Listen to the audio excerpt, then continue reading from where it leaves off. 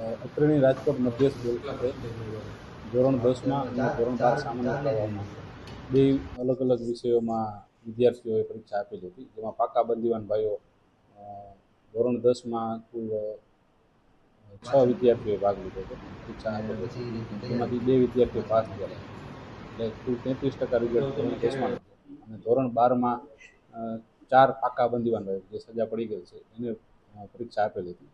એ 4 વિદ્યાર્થીઓ પાસ થયા છે. એટલે રાજકોટ મધ્ય જેલનું હાયર સેકન્ડરીનું સામાન્ય પ્રવાહનું રિઝલ્ટ 100% છે. શું નામ તમારું? અને આના માટે આપણે તેને અલગથી વાંચન માટેની વ્યવસ્થા કરી દીધી હતી અને અભ્યાસ કરવા માટે જે કંઈ જરૂરી સંદર્ભ સાહિત્ય પાઠ્યપુસ્તકો પૂરા પાડવામાં આવેલા હતા.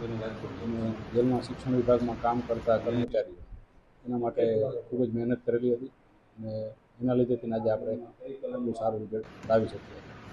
ઘણા બધા કેદીઓ એવા છે જે સાથે જેલની અંદર કોઈ પણ કોઈ કામ સોંપણી કરેલી કામ પણ કરતા હતા. કામ કરતાં એને અભ્યાસ કરી અને આ રીતે પરીક્ષામાં ઉત્તીર્ણ થયેલા છે.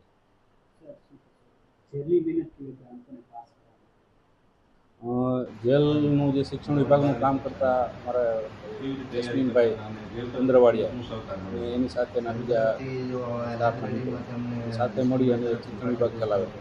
એ લોકોએ સતત તેઓને માર્ગદર્શન આપેલું હતું અને પાસ થાય એના માટેનું રિઝલ્ટ ઓરિએન્ટેડ કામ એ લોકોએ કરેલું.